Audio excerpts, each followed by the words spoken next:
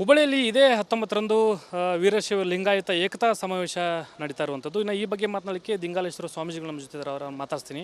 ಸ್ವಾಮೀಜಿಗ ವೀರಶೈವ ಲಿಂಗಾಯತ ಏಕತಾ ಸಮಾವೇಶ ಯಾವ ಉದ್ದೇಶಕ್ಕಾಗಿ ಈ ಒಂದು ಸಮಾವೇಶ ನಡೀತಾ ಇದೆ? ಇಲ್ಲಿ ಸಾಕಷ್ಟು ಒಳಪಂಗಡಗಳಿದ್ದಾವೆ, ನೂರಾರು ಒಳಪಂಗಡಗಳಿದ್ದಾವೆ. ಆ ಎಲ್ಲ ಒಳಪಂಗಡಗಳನ್ನು ಒಂದು ಸ್ತರದಲ್ಲಿ ತಗೊಂಡು ಬಂದು ಆ ಸಮಾಜವನ್ನು ಏಕ ಮಾಡಬೇಕು ಅಂತಕ್ಕಂತಹ ನಿರ್ಧಾರಕ್ಕಾಗಿ ಏಕತಾ ಸಮಾವೇಶವನ್ನು ಇಟ್ಟುಕೊಂಡಿದ್ದೇವೆ. ಕೆಲವು ಜನ ಲಿಂಗಾಯತರು ಬೇರೆ, ಕೆಲವು ಜನ ವೀರಶೈವರು ಬೇರೆ, ಈ ವಾದವನ್ನು ಏನು ಹಬ್ಬಿಸಿದ್ದಾರೆ ಅದಕ್ಕೆ ತೆರೆ ಎಳೆಯಲಿಕ್ಕಾಗಿ ಮಹಾಸಭೆಯವರು, ಮಠಾಧಿಪತಿಗಳು ಮತ್ತು ಎಲ್ಲ ಪಕ್ಷದ ನಮ್ಮ ಸಮಾಜದ ಮುಖಂಡರುಗಳು ಸೇರಿಕೊಂಡು ಒಂದು ಸುಂದರವಾದ ನಿರ್ಣಯವನ್ನು ಘೋಷಣೆ ಮಾಡಬೇಕು ಅನ್ನೋದಕ್ಕಾಗಿ ಈ ಸಮಾವೇಶವನ್ನು ಹಮ್ಮಿಕೊಂಡಿದ್ದೇವೆ. ಅಂದರೆ ಯಾರೆಲ್ಲ ಭಾಗವಹಿಸುವಂಥ ಸಾಧ್ಯತೆಗಳಿದ್ದಾವೆ ಸ್ವಾಮೀಜಿ ಈ ಒಂದು ಸಮಾವೇಶ? ಈ ಒಂದು ಕಾರ್ಯಕ್ರಮದಲ್ಲಿ ಎಲ್ಲ ಮಠಾಧಿಪತಿಗಳು, ಅಂದರೆ ಒಟ್ಟಾರೆ ವೀರಶೈವ ಲಿಂಗಾಯತ ಮಠಾಧಿಪತಿಗಳು, ಯಾವುದೇ ಒಳಪಂಗಡದ ಪೂಜ್ಯರಿರಬೇಕು, ಅವರೆಲ್ಲರೂ ಬರಬೇಕು ಅಂತ ಈ ಮೂಲಕ ನಾನು ಆಮಂತ್ರಣ ಮಾಡಿಕೊಳ್ತೇನೆ. ಮತ್ತು ಅವರು ಬರ್ತಾರೆ ಅನ್ನುವಂಥ ವಿಶ್ವಾಸನೂ ಕೂಡ ನನಗಿದೆ. ಹಾಗೆ ಎಲ್ಲ ಪಕ್ಷದ ಒಂದು ನಮ್ಮ ಸಮಾಜದ ನಾಯಕರು ಆ ಕಾರ್ಯಕ್ರಮಕ್ಕೆ ಬರಬೇಕು ಅಂತ ವಿನಂತಿ ಮಾಡಿಕೊಳ್ತೇನೆ. ಒಂದು ಕಡೆ ತಾವು ವೀರಶೈವ ಲಿಂಗಾಯತ ಎರಡೂ ಒಂದೇ ಅಂತಕ್ಕಂಥ ಒಂದು ಸಂದೇಶವನ್ನು ರವಾನೆ ಮಾಡಲಿಕ್ಕೆ ಹೊರಟಿದ್ದೀರಿ. ಒಂದು ಕಡೆ ಲಿಂಗಾಯತ ವಿಚಾರದಲ್ಲಿ, ಅಂದರೆ ಲಿಂಗಾಯತರ ವಿಚಾರದಲ್ಲಿ ಕೆಲವೊಂದಿಷ್ಟು, ಅಂದರೆ ಜಾತಿ ಗಣತಿ ವಿಚಾರದಲ್ಲಿ ಇದನ್ನೇ ನಮೂದು ಮಾಡಬೇಕು ಅಂತಕ್ಕಂಥ ಒಂದು ಜಾಗೃತಿ ನಡೀತಾ ಇದೆ. ಇದೆಲ್ಲ ಒಂದು ಕಡೆ ಭಕ್ತಾದಿಗಳಲ್ಲಿ, ಅದೇ ರೀತಿ ಸಮಾಜದಲ್ಲಿ ಗೊಂದಲ ಉಂಟಾಗುವಂಥ ಒಂದು ಸಾಧ್ಯತೆಗಳಿರಲ್ವ ಸರ್? ಇದು ಸಾವಿರಾರು ವರ್ಷಗಳಿಂದ ಕೇವಲ ವೀರಶೈವ ಅಂತಕ್ಕಂಥದ್ದು ಇತ್ತು. ಇಲ್ಲಿ ವೀರಶೈವ ಲಿಂಗಾಯತ ಅಂತಕ್ಕಂಥ ಎರಡು ಶಬ್ದಗಳು ಇರಲೇ ಇಲ್ಲ. ಕೇವಲ ವೀರಶೈವ ಇತ್ತು. ಒಂದು ಗ್ರಾಮೀಣ ಪ್ರದೇಶದಲ್ಲಿ ಜನಗಳು ಲಿಂಗಾಯತ ಅಂತಕ್ಕಂಥ ಪದಪ್ರಯೋಗವನ್ನು ಮಾಡ್ತಾ ಬಂದಿದ್ದರು. ಅದನ್ನು ಕೆಲವು ಜನ ಹೊತ್ತುಕೊಂಡು ಹೊಂಟಂಥ ಸಂದರ್ಭದಲ್ಲಿ ಸಿದ್ಧಗಂಗಾದ ಲಿಂಗೈಕ್ಯ ಡಾಕ್ಟರ್ ಶಿವಕುಮಾರ ಮಹಾಸ್ವಾಮಿಗಳವರು ಇರಲಿ, ಏನಾಗೋದಿಲ್ಲ, ಎರಡೂ ಒಂದೇ ಶಬ್ದಗಳು, ಸಮಾನಾರ್ಥಕ ಶಬ್ದಗಳು, ವೀರಶೈವದ ಮುಂದೆ ಲಿಂಗಾಯತ ಇದ್ದು ಬಿಡಲಿ, ಒಂದಾಗಲಿ, ಆ ನಿಟ್ಟಿನೊಳಗಾದರೂ ಸಮಾಜ ಒಂದಾಗಲಿ ಅಂತೇಳಿ ಹಿರಿಯ ಪೂಜ್ಯರು ಆ ನಿರ್ಣಯವನ್ನು ತೆಗೆದುಕೊಂಡರು. ಆವಾಗಿನಿಂದ ವೀರಶೈವ ಲಿಂಗಾಯತ ಅಂತಕ್ಕಂಥದ್ದಾಯಿತು. ಇವತ್ತಿನ ದಿವಸ ನನ್ನ ಒಂದು ಮೊಬೈಲ್ನಲ್ಲಿ ತಾವು ಪರೀಕ್ಷೆ ಮಾಡ್ಬೋದು. ಸಿದ್ಧಗಂಗಾ ಸ್ವಾಮಿಗಳ ಅಂದು ಬರೆದ ಪತ್ರವನ್ನು, 2017ರಲ್ಲಿ ಬರೆದಿರ್ತಕ್ಕಂತಹ ಪತ್ರವನ್ನು ಇವತ್ತಿನ ದಿವಸ ನನ್ನ ಮೊಬೈಲ್ನಲ್ಲಿ ಗ್ರೂಪ್ಗಳಿಗೂ ಹಾಕಿದ್ದೇನೆ, ಸ್ಟೇಟಸ್ಗೂ ಕೂಡ ಇಟ್ಟಿದ್ದೇನೆ. ತಾವು ಪರೀಕ್ಷೆ ಮಾಡ್ಬೋದು. ನಮ್ಮ ರಾಜ್ಯದ ಹಿರಿಯ ಪೂಜ್ಯರು ತೆಗೆದುಕೊಂಡ ತೀರ್ಮಾನ ಅದು ಮುಂದೆ ಹಾಗೇ ಇರಬೇಕು ಅಂತ ನಾನು ಬಯಸ್ತೇನೆ. ಈ ಒಂದು ಜಟಾಪಟಿ, ಅಂದರೆ ವೀರಶೈವ ಅದೇ ರೀತಿ ಲಿಂಗಾಯತ, ಈ ಒಂದು ವಿಚಾರದಲ್ಲಿ ಸಾಕಷ್ಟು ಗೊಂದಲಗಳು ಉಂಟಾಗ್ತಾ ಇದ್ದಾವೆ. ಇದಕ್ಕೆ ಈ ಒಂದು ಸಮಾವೇಶದ ಮೂಲಕ ಯಾವ ರೀತಿ ತೆರೆ ಎಳೆಯುವಂಥ ಕೆಲಸಗಳಾಗುತ್ತೆ? ಉಂಟಾಗಿರ್ತಕ್ಕಂತಹ ಗೊಂದಲವನ್ನು ನಿವಾರಣೆ ಮಾಡಲಿಕ್ಕಾಗಿ ಇಟ್ಟುಕೊಂಡ ಸಮಾವೇಶವೇ ಏಕತಾ ಸಮಾವೇಶ. ಇದಿಷ್ಟು ದಿಂಗಾಲೇಶ್ವರ ಸ್ವಾಮೀಜಿಗಳ ಮಾತು. ಒಂದು ಕಡೆ ವೀರಶೈವ ಲಿಂಗಾಯತ ಅಂತಕ್ಕಂಥ ವಿಚಾರದಲ್ಲಿ ಸಾಕಷ್ಟು ಗೊಂದಲಗಳ ವಾತಾವರಣ ಈಗ ನಿರ್ಮಾಣ ಆಗಿರುವಂಥದ್ದು. ಈ ಹಿನ್ನೆಲೆಯಲ್ಲಿ ವೀರಶೈವ ಅದೇ ರೀತಿ ಲಿಂಗಾಯತ ಎರಡೂ ಒಂದು ಅಂತಕ್ಕಂಥ ಒಂದು ಏಕತಾ ಸಮಾವೇಶವನ್ನು ಮಾಡುವ ಮೂಲಕ ಈ ಮೂಲಕ ಸಮಾಜಕ್ಕೆ ಒಂದು ಸಂದೇಶವನ್ನು ರವಾನೆ ಮಾಡುವಂಥ ನಿಟ್ಟಿನಲ್ಲಿ ನಾವು ಸಮಾವೇಶವನ್ನು ಹಮ್ಮಿಕೊಂಡಿದ್ದೀವಿ ಅಂತಕ್ಕಂಥ ಮಾತುಗಳನ್ನು ಹೇಳ್ತಾ ಇದ್ದಾರೆ. ಕ್ಯಾಮ್ರಾ ಪರ್ಸನ್ ವಿನಾಯಕ್ ಪೂಜಾರ್ ಜೊತೆ ಪ್ರಕಾಶ್ ಹಿರೇಮಠ, ರಿಪಬ್ಲಿಕ್ ಕನ್ನಡ, ಹುಬ್ಬಳ್ಳಿ. ಹುಬ್ಬಳ್ಳಿಯಲ್ಲಿ ಇದೇ 19ರಂದು ವೀರಶೈವ ಲಿಂಗಾಯತ ಏಕತಾ ಸಮಾವೇಶ ನಡೀತಾ ಇರುವಂಥದ್ದು. ಇನ್ನು ಈ ಬಗ್ಗೆ ಮಾತನಾಡಲಿಕ್ಕೆ ದಿಂಗಾಲೇಶ್ವರ ಸ್ವಾಮೀಜಿಗಳು ನಮ್ಮ ಜೊತೆ ಇದ್ದಾರೆ. ಅವರ ಮಾತಾಡ್ತೀನಿ. ಸ್ವಾಮೀಜಿಗ ವೀರಶೈವ ಲಿಂಗಾಯತ ಏಕತಾ ಸಮಾವೇಶ ಯಾವ ಉದ್ದೇಶಕ್ಕಾಗಿ ಈ ಒಂದು ಸಮಾವೇಶ ನಡೀತಾ ಇದೆ? ಇಲ್ಲಿ ಸಾಕಷ್ಟು ಒಳಪಂಗಡಗಳಿದ್ದಾವೆ, ನೂರಾರು ಒಳಪಂಗಡಗಳಿದ್ದಾವೆ. ಆ ಎಲ್ಲ ಒಳಪಂಗಡಗಳನ್ನು ಒಂದು ಸ್ತರದಲ್ಲಿ ತಗೊಂಡು ಬಂದು ಆ ಸಮಾಜವನ್ನು ಏಕ ಮಾಡಬೇಕು ಅಂತಕ್ಕಂತಹ ನಿರ್ಧಾರಕ್ಕಾಗಿ ಏಕತಾ ಸಮಾವೇಶವನ್ನು ಇಟ್ಟುಕೊಂಡಿದ್ದೇವೆ.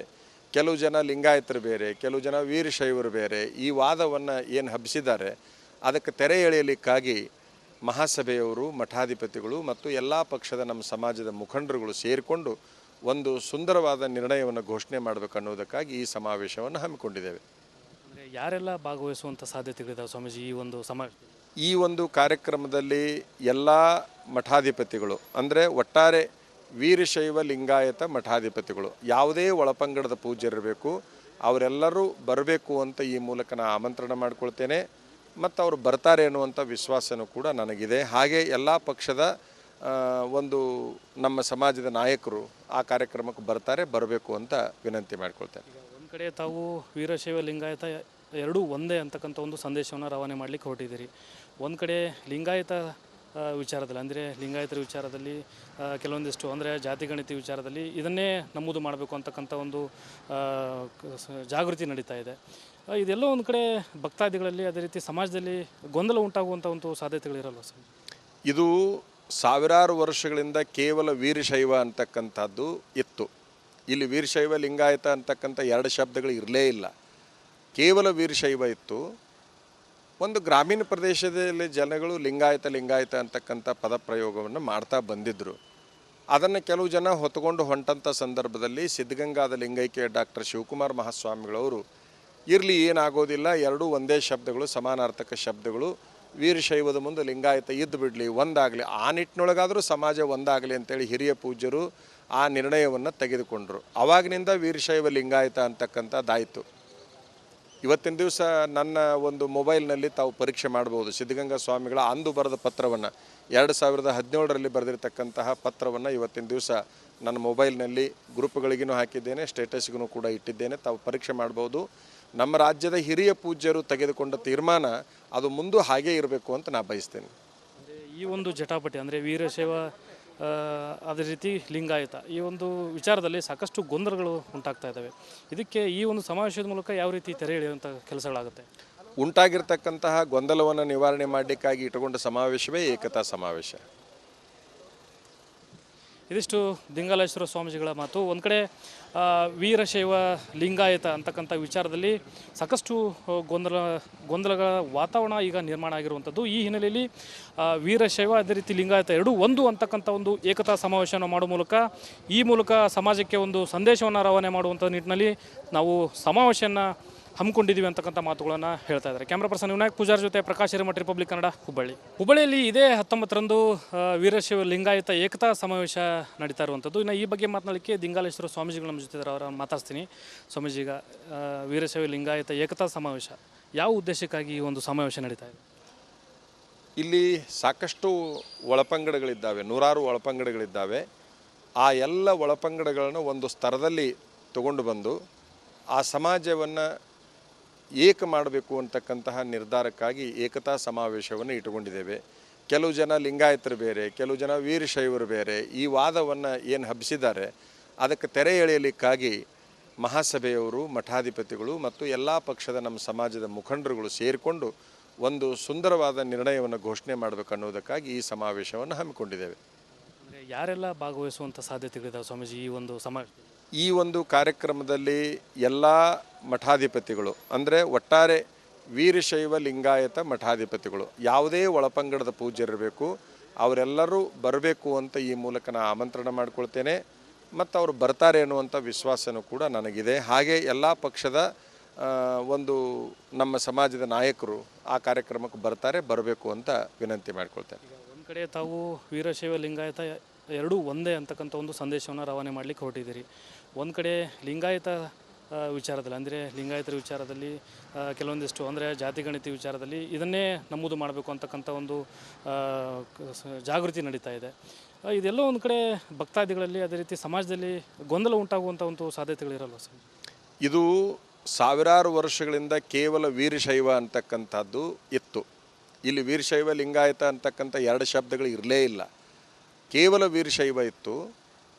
ಒಂದು ಗ್ರಾಮೀಣ ಪ್ರದೇಶದಲ್ಲಿ ಜನಗಳು ಲಿಂಗಾಯತ ಅಂತಕ್ಕಂಥ ಪದಪ್ರಯೋಗವನ್ನು ಮಾಡ್ತಾ ಬಂದಿದ್ದರು. ಅದನ್ನು ಕೆಲವು ಜನ ಹೊತ್ತುಕೊಂಡು ಹೊಂಟಂಥ ಸಂದರ್ಭದಲ್ಲಿ ಸಿದ್ಧಗಂಗಾದ ಲಿಂಗೈಕ್ಯ ಡಾಕ್ಟರ್ ಶಿವಕುಮಾರ ಮಹಾಸ್ವಾಮಿಗಳವರು ಇರಲಿ, ಏನಾಗೋದಿಲ್ಲ, ಎರಡೂ ಒಂದೇ ಶಬ್ದಗಳು, ಸಮಾನಾರ್ಥಕ ಶಬ್ದಗಳು, ವೀರಶೈವದ ಮುಂದೆ ಲಿಂಗಾಯತ ಇದ್ದು ಬಿಡಲಿ, ಒಂದಾಗಲಿ, ಆ ನಿಟ್ಟಿನೊಳಗಾದರೂ ಸಮಾಜ ಒಂದಾಗಲಿ ಅಂತೇಳಿ ಹಿರಿಯ ಪೂಜ್ಯರು ಆ ನಿರ್ಣಯವನ್ನು ತೆಗೆದುಕೊಂಡರು. ಆವಾಗಿನಿಂದ ವೀರಶೈವ ಲಿಂಗಾಯತ ಅಂತಕ್ಕಂಥದ್ದಾಯಿತು. ಇವತ್ತಿನ ದಿವಸ ನನ್ನ ಒಂದು ಮೊಬೈಲ್ನಲ್ಲಿ ತಾವು ಪರೀಕ್ಷೆ ಮಾಡ್ಬೋದು. ಸಿದ್ಧಗಂಗಾ ಸ್ವಾಮಿಗಳ ಅಂದು ಬರೆದ ಪತ್ರವನ್ನು 2017ರಲ್ಲಿ ಬರೆದಿರ್ತಕ್ಕಂತಹ ಪತ್ರವನ್ನು ಇವತ್ತಿನ ದಿವಸ ನನ್ನ ಮೊಬೈಲ್ನಲ್ಲಿ ಗ್ರೂಪ್ಗಳಿಗೂ ಹಾಕಿದ್ದೇನೆ, ಸ್ಟೇಟಸ್ಗೂ ಕೂಡ ಇಟ್ಟಿದ್ದೇನೆ. ತಾವು ಪರೀಕ್ಷೆ ಮಾಡ್ಬೋದು. ನಮ್ಮ ರಾಜ್ಯದ ಹಿರಿಯ ಪೂಜ್ಯರು ತೆಗೆದುಕೊಂಡ ತೀರ್ಮಾನ ಅದು ಮುಂದೂ ಹಾಗೇ ಇರಬೇಕು ಅಂತ ನಾನು ಬಯಸ್ತೇನೆ. ಈ ಒಂದು ಜಟಾಪಟಿ ಅಂದರೆ ವೀರಶೈವ ಅದೇ ರೀತಿ ಲಿಂಗಾಯತ ಈ ಒಂದು ವಿಚಾರದಲ್ಲಿ ಸಾಕಷ್ಟು ಗೊಂದಲಗಳು ಉಂಟಾಗ್ತಾ ಇದ್ದಾವೆ. ಇದಕ್ಕೆ ಈ ಒಂದು ಸಮಾವೇಶದ ಮೂಲಕ ಯಾವ ರೀತಿ ತೆರೆ ಎಳೆಯುವಂಥ ಕೆಲಸಗಳಾಗುತ್ತೆ? ಉಂಟಾಗಿರ್ತಕ್ಕಂತಹ ಗೊಂದಲವನ್ನು ನಿವಾರಣೆ ಮಾಡಲಿಕ್ಕಾಗಿ ಇಟ್ಟುಕೊಂಡ ಸಮಾವೇಶವೇ ಏಕತಾ ಸಮಾವೇಶ. ಇದಿಷ್ಟು ದಿಂಗಾಲೇಶ್ವರ ಸ್ವಾಮೀಜಿಗಳ ಮಾತು. ಒಂದು ಕಡೆ ವೀರಶೈವ ಲಿಂಗಾಯತ ಅಂತಕ್ಕಂಥ ವಿಚಾರದಲ್ಲಿ ಸಾಕಷ್ಟು ಗೊಂದಲಗಳ ವಾತಾವರಣ ಈಗ ನಿರ್ಮಾಣ ಆಗಿರುವಂಥದ್ದು. ಈ ಹಿನ್ನೆಲೆಯಲ್ಲಿ ವೀರಶೈವ ಅದೇ ರೀತಿ ಲಿಂಗಾಯತ ಎರಡೂ ಒಂದು ಅಂತಕ್ಕಂಥ ಒಂದು ಏಕತಾ ಸಮಾವೇಶವನ್ನು ಮಾಡುವ ಮೂಲಕ ಸಮಾಜಕ್ಕೆ ಒಂದು ಸಂದೇಶವನ್ನು ರವಾನೆ ಮಾಡುವಂಥ ನಿಟ್ಟಿನಲ್ಲಿ ನಾವು ಸಮಾವೇಶವನ್ನು ಹಮ್ಮಿಕೊಂಡಿದ್ದೀವಿ ಅಂತಕ್ಕಂಥ ಮಾತುಗಳನ್ನು ಹೇಳ್ತಾ ಇದ್ದಾರೆ. ಕ್ಯಾಮ್ರಾ ಪರ್ಸನ್ ವಿನಾಯಕ್ ಪೂಜಾರ್ ಜೊತೆ ಪ್ರಕಾಶ್ ಹಿರೇಮಠ, ರಿಪಬ್ಲಿಕ್ ಕನ್ನಡ, ಹುಬ್ಬಳ್ಳಿ.